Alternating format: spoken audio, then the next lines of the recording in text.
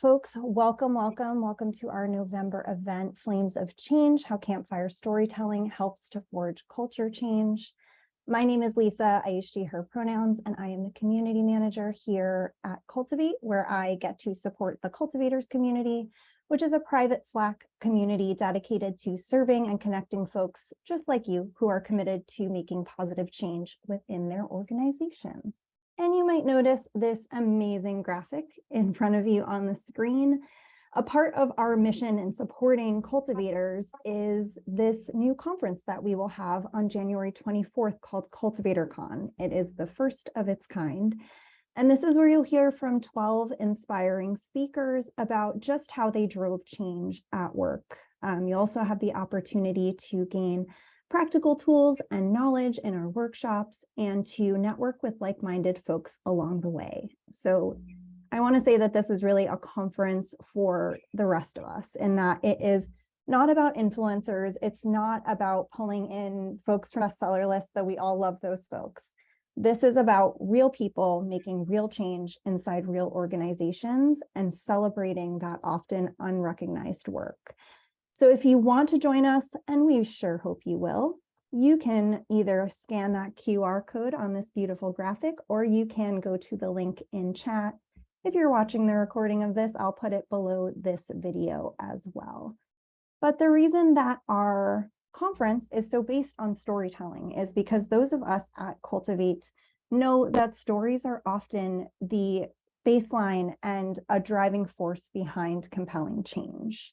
And no two folks have done more to cement that as a belief for me than Freddie and Tara, who are not just gifted and generous storytellers themselves, but also have a real gift and expertise for helping folks find, craft, and tell their own stories, and in the process, amplifying their impact and their voices along the way. So I'm thrilled that this event is happening. Welcome, folks, welcome. And I will hand it to you, Tara and Freddie.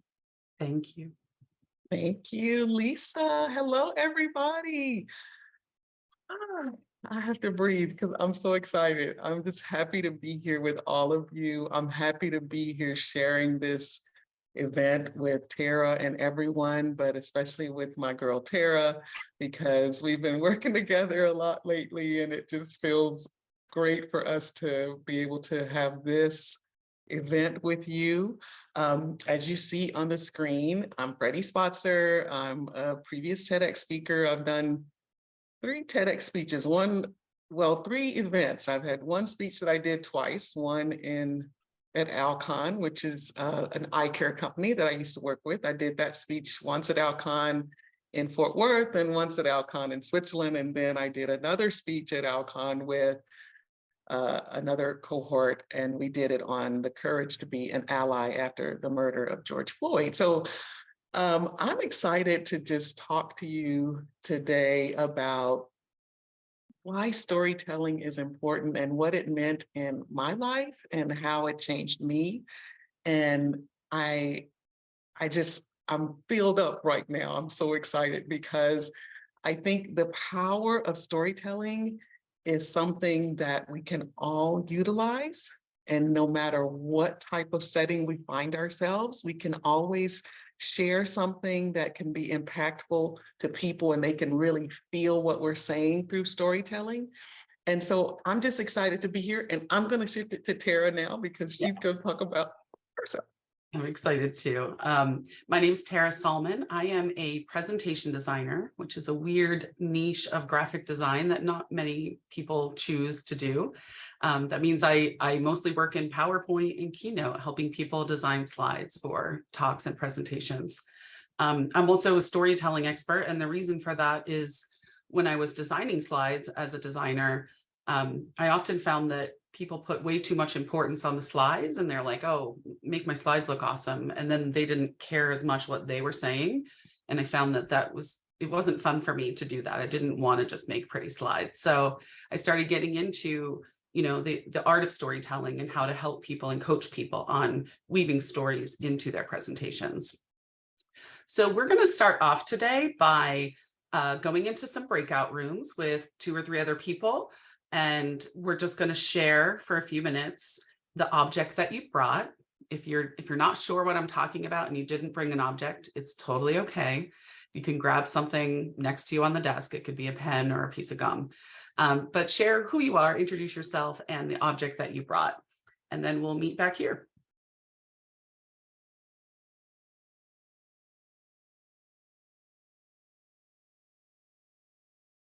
Hey, it looks like everyone is pretty much back. Welcome back. Thank you for coming back. I hope you all had a chance to kind of share about whatever the object was that you had. And I'm going to tell you to keep it close, because we're going to revisit that in a little bit during our time together. So thank you all for being a part of that little exercise. And if you notice right now, we have a campfire showing on the screen because we love campfires here at Cultivate. We were just at a retreat for all of our staff in Pennsylvania in July, and we actually had a session around a campfire.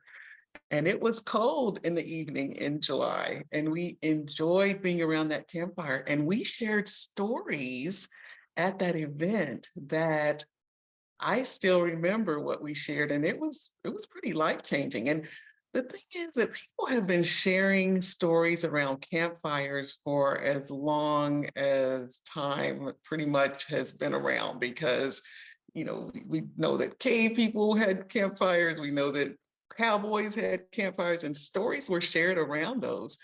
And I would like for y'all to kind of get in the mindset of thinking about sharing around the campfire when you do have to share stories that you want to tell, because campfires make us feel cozy, they make us feel warm. My neighbor Danielle, who's in Arlington, you know that it's kind of chilly here. Hello, it's chilly here in the Fort Worth, Arlington area. And so they make you feel warm and cozy. Also, you're not in like a blank white room where everybody can see everybody and you're looking at everybody's emotions and face. You might see flickers of their face, but the thing is, you don't have to worry about that, because that campfire is there to make you just kind of feel like you can share and be free, and it's a safe place for you to do that. And that's important in storytelling, because we want to be able to feel like we're safe in what we can share, and that people are going to have their reactions, and that's fine. But being around a campfire has a lot to do with feeling comfortable, and we want people to feel more comfortable being able to share their stories. Yeah. So it's funny that we've been sitting around campfires from like when we were cave people, but we tend to shy away from telling stories at work. And so I want you guys to, in the chat, just share with us, like, why do you think that is? Why don't we tell stories as much at work? We tend to lean heavier on data and things that are more black and white. Fear of judgment, afraid of how people will react. Yes, absolutely. Yes. Fear and a fear of judgment. Feeling rushed. Yes. Requires such intimacy and vulnerability. Yes. Good words there. We think we're too busy. Exactly. We think people only want data. Stories can be embellished. Good point, Kale. Thank you for bringing that out. We're going to talk a little bit more about that. Yeah. Avoiding vulnerability. All of these are really good reasons, Tara. Yeah, See them as, yeah, they're every great one reasons. of these is like resonating with me. But all right, well, let's dig in then a little bit. So there's a book called Made to Stick, and if any of you on the call here know me well, you know that I love this book. I sometimes refer to it as my storytelling Bible. It's a book by Chip and Dan Heath. One is a Stanford professor, the other is an education entrepreneur. And they wrote this book to delve into why some stories are sticky and stay with us and others we don't remember. And one of the things I found interesting in the book, they talk about this little research study that Chip did with his Stanford students, where he gave them a topic to speak about. It was whether or not nonviolent crimes are a serious problem. And each of the students had a minute. They were all given the same information, and they had a minute to give a persuasive speech about what they thought. And what was interesting and what he was actually researching for, wanted to find out, was how much people remembered from those little 1-minute talks. And what he found was that 63% remembered a story that was shared, and only 5% remembered a single statistic from all of the 1-minute talks that they had heard.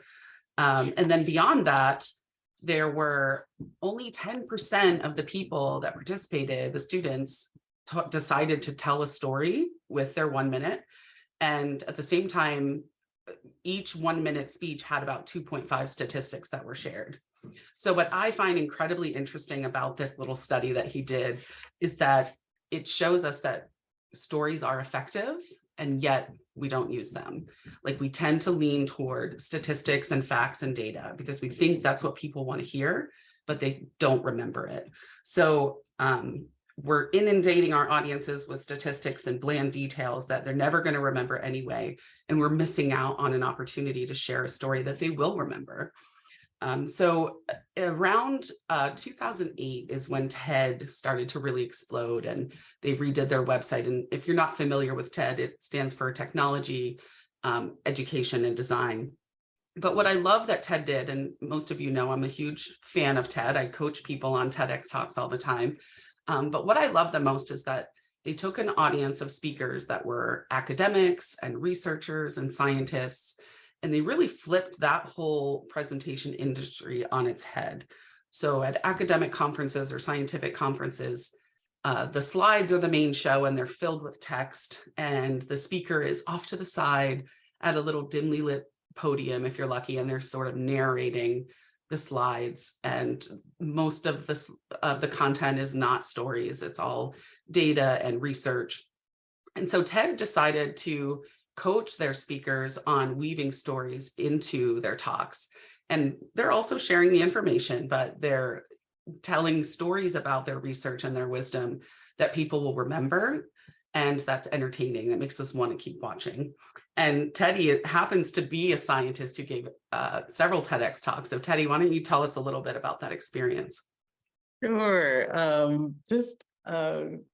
I'm excited that you called me Teddy. People call me Teddy Freddie too. I just called you Teddy because I was thinking of okay. Ted. Yeah, Freddie. That's okay. I love it. But yeah, I did TEDx talk at Alcon, which is, if you don't know about Alcon, I'll tell you a little bit more about it. It's an eye care company, and they make lenses and for contact lenses and intraocular lenses and all of these things, and solutions and medications and all these things that have to do with eye care. So it's a whole gamut of eye care. And I did something kind of unique for the company. I got human tissue for their projects, for their studies, for the things that they were testing out, and the things that they needed to make sure were going to work well when they were in a living body. So I got the human eye tissue for them. And I love this slide so much because it shows the eye in such a safeguarded and caring spot,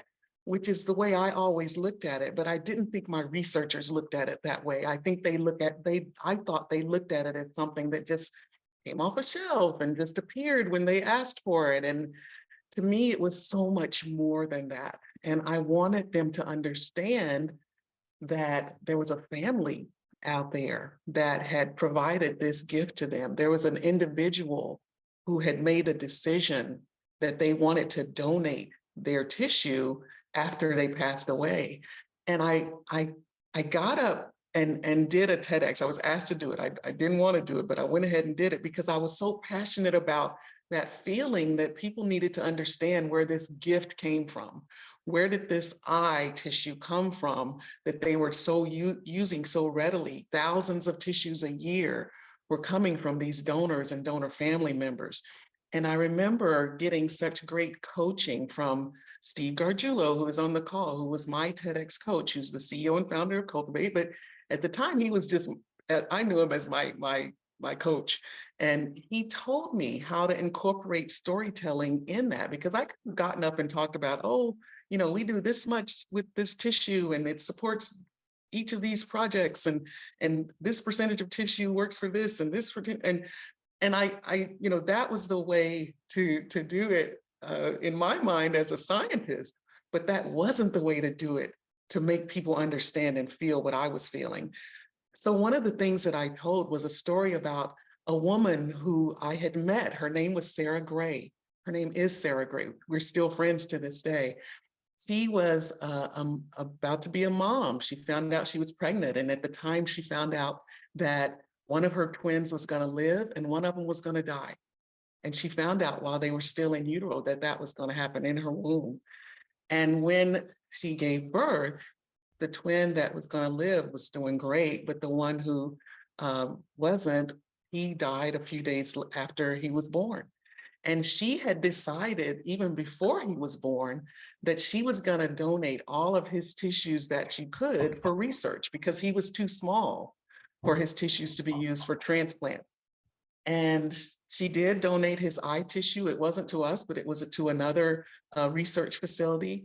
And I posed a question to the audience was, how would a Sarah Gray come to Alcon and know that we valued the decision that she had made, that most awful decision on the day of her child passing away or knowing that her child was going to pass away? How was she going to know when she came to Alcon that her choice was, we appreciated what she did? And so I asked that we create a donor memorial, and my talk ended up being about the donor memorial that we actually did have at Alcon. And we may be one of the only companies that ever have done that. I don't know. At the time, I couldn't find any other company that had done it, but it didn't keep me from doing it because I wanted to show that this was important enough for us to do it. And that anybody who came to our campus would know that those donors mattered, that the donor families mattered, that what they did was important to us. And I wanted the audience to be educated in that, to understand that what we get is not something that just comes off of a shelf, that it meant something for someone to make a decision about research, because people know about transplant and they do that and they understand, oh, well, this is going to help somebody live and this is going to help them maybe have several more years. But research is going to help a lot of people across the world. This is a great thing. And this is still a family out there, a donor somewhere who decided that they wanted to do this. So for me, it was just something that really humanized the whole process. And, you know, this quote, storytelling humanizes your experience and your knowledge, and it makes you stand out.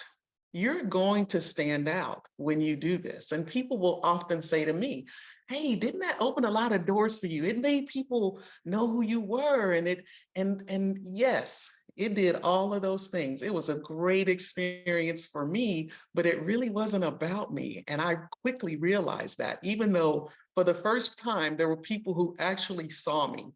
I was no longer invisible because they related to the story that I gave. It wasn't necessarily that they even related to me, but they related to the story, which was what I wanted them to do. And I'm so grateful that I added those types of stories in my talk so that people could understand what the impact was of people donating so that our business could be supported. So I just want you to understand that it does make you stand out. It certainly separates you to tell a story because of the human aspect of it, but there's so much more to it than that. And having that story in there made a big difference in the success of what I was able to do at Alcon. You know, I have Freddie's experience echoes so many of the hundreds of people that I've coached who've given TEDx talks where they were people that often didn't use storytelling in their presentations. They're academics, researchers, scientists. And the most gratifying thing for me is that almost all of them say that they now use storytelling in a way that they hadn't before because they saw how powerful it was and how it changed their career. It, you know, allowed people to understand their work in a way they hadn't before.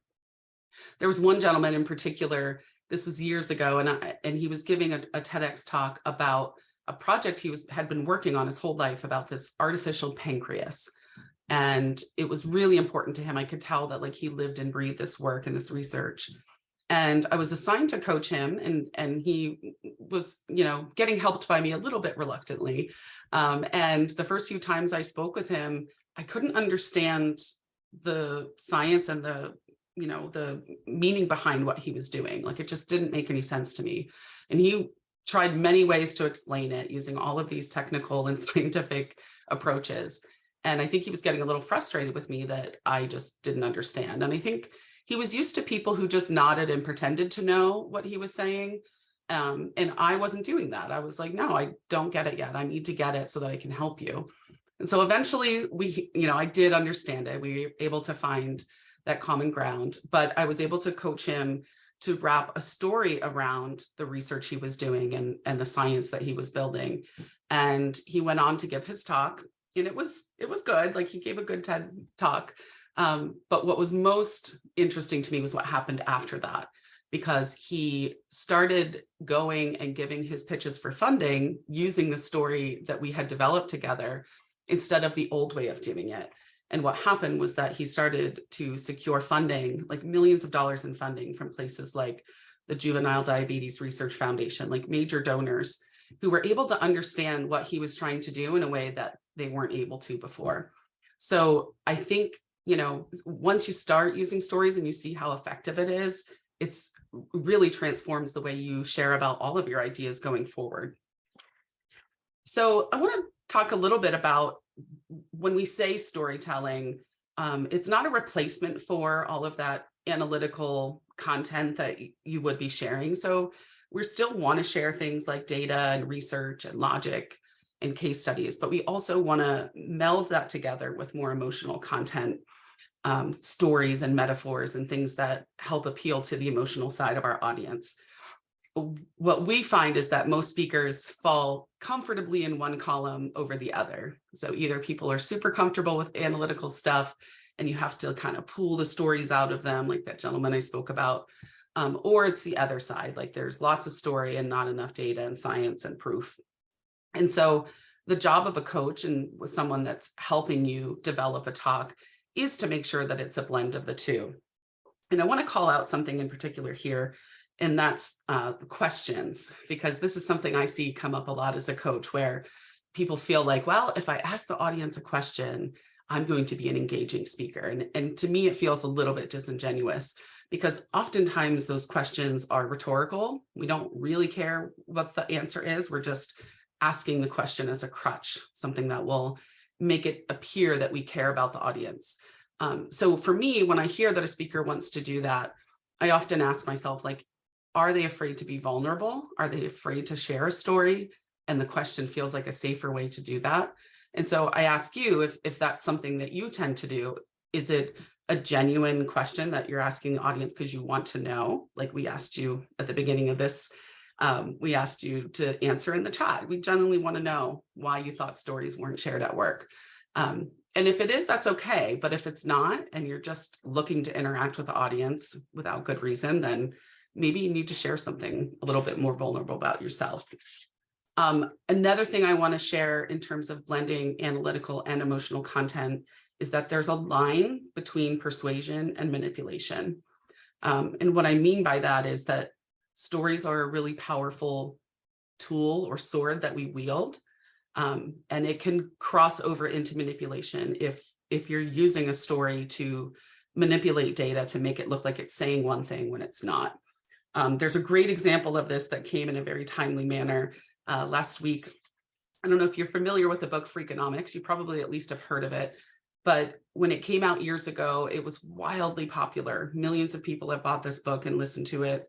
And they've also made it into a podcast, one that I listen to regularly.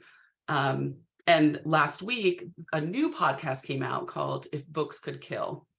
If you haven't heard of it, there's a journalist named Michael Hobbs who started it. He also does the You're Wrong About podcast and Maintenance Phase, which I love both of those as well.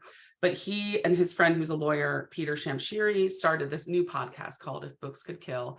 And they basically are taking airport books, the books we see, sitting at the airport, the bestsellers, and they pick them apart and show why they're problematic or why they're wrong.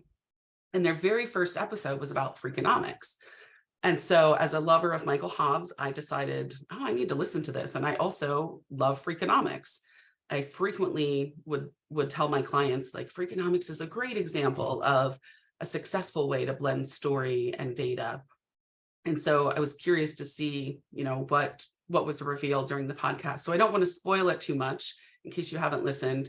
But needless to say, the podcast shakedown of Freakonomics shook me. And I deleted Freakonomics from my podcast list. I no longer really trust what these scientists are telling me, because they manipulated the data that they shared in a way that made me believe things that weren't true. And so forevermore now, I'm going to look at those people and think about those things in a different way. And so that's why we say, like, storytelling is a really powerful, persuasive tool, but you can't use it irresponsibly. And I think the most important thing is to keep your audience in mind and think about how you are transforming the way they think about and understand something, and keep that as your goal, and not necessarily how cool you look or how many, clickbaity things that people want to click on because you came up with them. So your job is to make your audience feel smarter. And Freddie, I'm gonna let you take over there a little bit. No, you got it. I mean, but who doesn't love a Yoda reference? I mean, you gotta have that. No, your job isn't to show how smart you are. We probably already think you're smart because you're up in front of us. We know that. We feel that. But if your audience walks away feeling smarter after you have talked to them, you've done what you're supposed to do. Because I didn't want people to feel like, oh, look, she knows about all this donation stuff and she's so smart. No, that wasn't the idea. The idea was to make them understand why that memorial was important for Alcon to have, so that if they were walking by it and somebody said, what is this? They would be able to say, oh, this is here because this has supported our business and we appreciate it. And they could just say one sentence. If they came away from it with that, then that would be a wonderful thing. And that was what it was. And like I said, people, there were doors open for me because of my talk, and I'm very appreciative of that, and so excited that happened for me. And I've said this before, the doors that were open that were most important were the ones that are inside of me, because it made me feel like I was more confident. It made me feel like I could do things that I didn't know I could do before. So I paid more attention to those than the ones outside. But if your audience walks away feeling smarter, if they heard you, if they understand what you were saying, then you've really done something. So I just want us to keep that in mind, where the light should shine. And it's not necessarily not on us because it's already going to be there, but it's also on the audience. They should understand what you wanted to convey. Yeah, we had a question in the chat and saying your timing is impeccable, because you wanted to know if there's a way to take some of these tools and resources and use them in less formal settings. And that's exactly what we want to do next, is give you 3 tips that we've put together that will help you with storytelling at work. And this is not if you're giving a TED Talk. This is like just everyday meetings and things that aren't as high stakes. So tip number 1 is to take them to a specific time and location. So this is something we learn when the little kids, when we start stories with once upon a time in a land far away. And we kind of forget, we become grown-ups, we forget to do that. And we think, well, that's not important. It doesn't matter where and when it was. When you share with your audience a specific time and place that your story is taking place, it allows them to come to that place with you.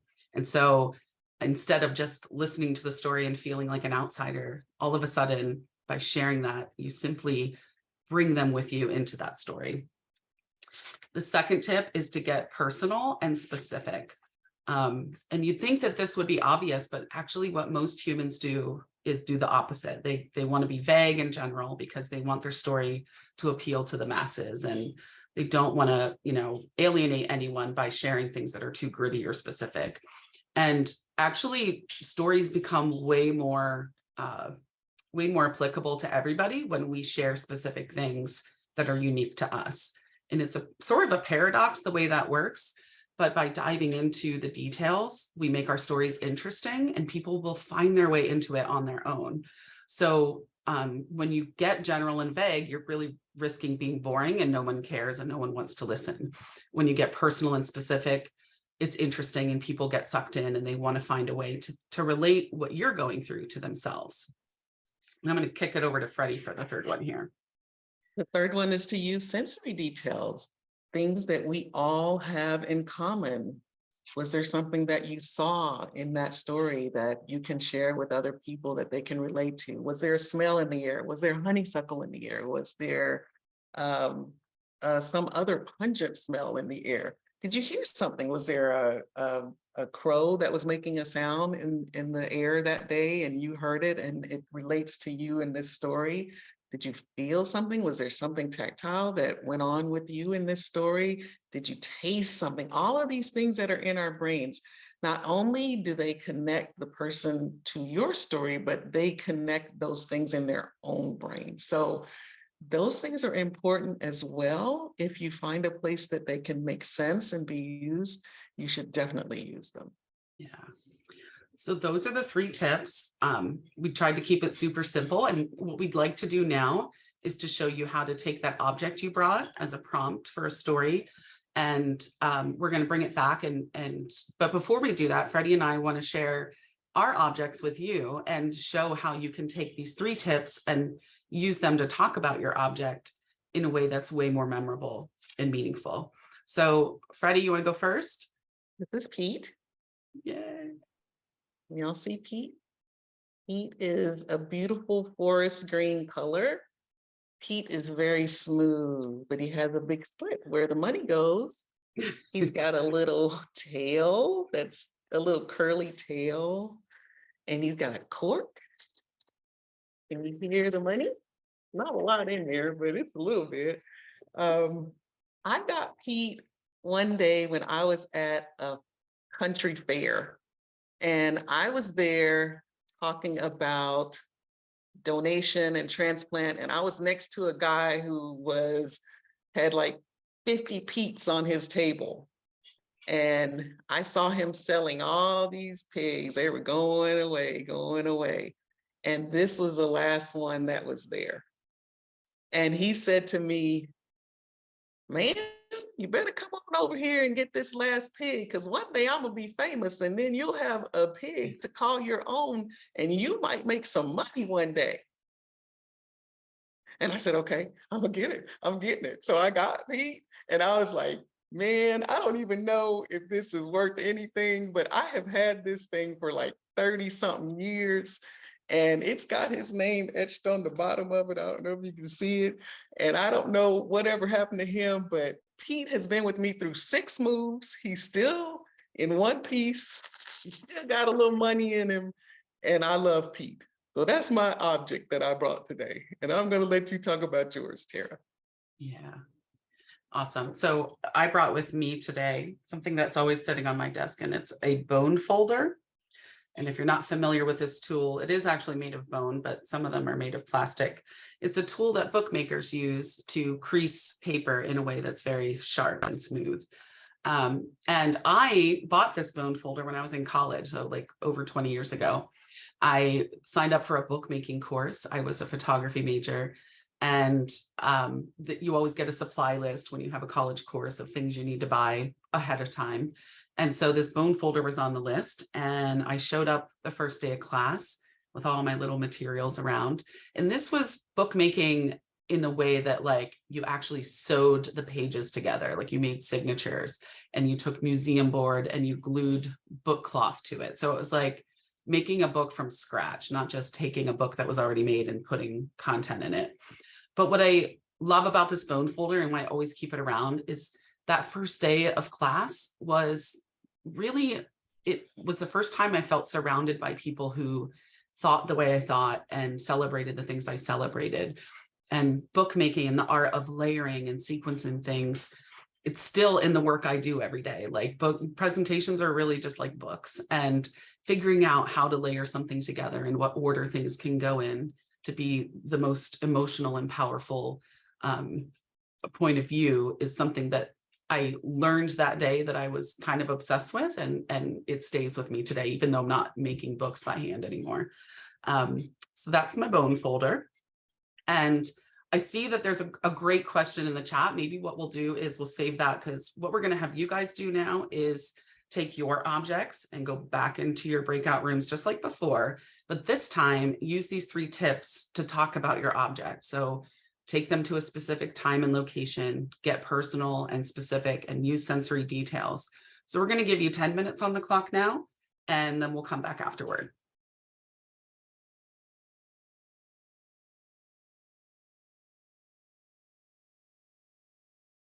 So you've just been around a campfire, and I hope you've enjoyed that. And what we love is if you would like, please share either something that you heard that was really cool, or if you were able to share something that you felt like was really cool. We would love to hear it. And we are going to get to the Q&A, but we'd love to, if anyone would like to, if you want to raise your hand. I see some in the chat coming up, but if you want to come off mute, raise your hand and we'll do that.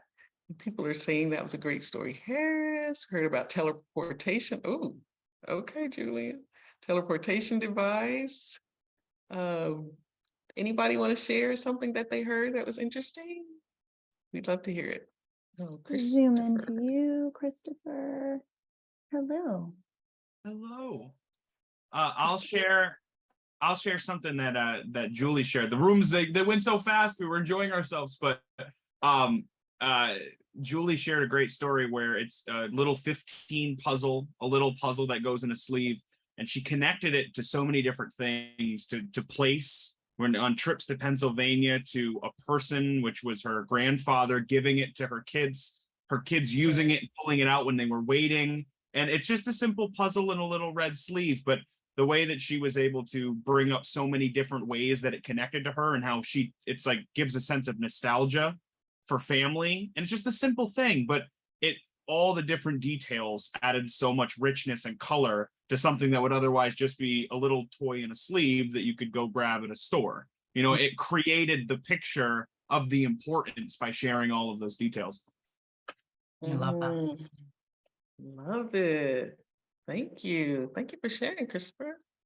Yes, thank you very much. I just heard it for the first time. I've never heard about this before. It's a story from Krista about small ducks that Jeep owners are presenting to each other if they like other people Jeeps, and it was like she saw it, she felt it herself that she was on a walk, and then she like went to her Jeep and it was a little small duck, and it was amazing. And also what is beautiful is the story, how it started when people went to a hospital parking lot and wanted to make other people days, and they just put the small ducks to other people Jeeps, and the stories that happened from those people who received those ducks, because like they were visiting their relatives in hospital or their friends, and then I don't know what feelings they had, but most likely not very happy. And then they saw these ducks, and it was like, you know, like some small miracle. It's awesome. Oh, I've always wondered about that too. And I don't have a Jeep or a duck, but that story, like I connected to it, and it makes me think about where all those little ducks have come from and where they've been and how they all have stories with them. That's cool. I see Right. Krista with her hand raised. Yes, and folks, we have about 2 minutes. We're probably going to go a couple minutes over. If you have to hop off, that's okay. I'm going to share our Cultivator Con link right in the chat in case we miss you. Freddie and Tara are coaching our speakers along with other members of our team. It is going to be incredible, and we would love to see you there. So sign up at the QR code or at the link. And Krista, I am coming over to you. Hello. Hello, yes. So thank you, Yuri, for sharing the duck story. It was new to me. So if you want to go down a internet rat hole or a rabbit hole, feel free to Google Duck Jeep or whatever search engine you use. But yeah, it's interesting what a little thing can help brighten people's days. And what I liked about the conversation in our group as well, and I'll share what Yuri had talked about, was this very special notebook that he's procured. And I felt like this story left me with a cliffhanger. So Yuri, I hope to bump into you on future calls with cultivators or somewhere in the community, because I really need to know what ends up in this notebook. Ooh, intrigue. I love it. Now I want to know too. It's blank right now, but it's a very special notebook. So what will it contain? What will be special enough to put in there? Can't wait to hear about it. So we did want to go to our question that we had. Thank you, Julian, so much. And Tara, I think you were Julian, thinking about I adore Julian. He's one of my previous TEDx speakers, and it's a great question. So Julian asked, like, if you should attempt to personalize a story for the audience, like for instance, in the case of the artificial pancreas, like asking the audience to think about someone they know who may have a pancreas issue. And actually my advice is no, I don't think you should, ask them to think of something. I think most of the time people have trouble doing that. And when you tell a really specific story, like in Freddie's case, the story of Sarah Gray and her very specific donor story of, the journey that she went on, that they can find their way into that. When Freddie was telling that story, I was thinking of my father-in-law who passed away recently, and the question of whether to donate organs, and how every donation comes from a moment of grief like that, and something I hadn't really thought about before. So Freddie didn't have to ask me to think about someone I knew who might have donated. She just had to tell a story that sucked me in, and then I started thinking about it that way. So yeah, I think it's a little bit counterintuitive, but you don't have to personalize it for them. Just tell an interesting story. And I know people are hopping off. Freddie and I have a few extra minutes that we can answer questions, but you can also reach out to us on LinkedIn. We love talking stories. So if you ever have a question or something you want to chat about, just reach out. And I don't know, Yuri, if no one else has a question, maybe you need to tell us the rest of your story and fill us in. The rest, like, it was a long story, but short stories that I have this notebook, and it's kind of some sign of changing your life from being 8 months within the war and then just move into a safer place. So we just went to a shop, and it's like everyone is preparing for Christmas, and like my kid is going to school, and we left all our notebooks and practically all our stuff in Kiev. So basically we have to buy all this new stuff, and we always were lack of notebooks. And we just went to the shop and like, oh, we need to buy some notebooks for kids. And I just sold this notebook, and it's big and it's green and it's so beautiful. It's like mint color. It's Tiffany color, yeah, I would say. So, and I was like, I need this notebook. I don't know why, but I just need it. I will write something very amazing there. I don't know what, but I will do it. So it's still blank. It's just waiting for its time.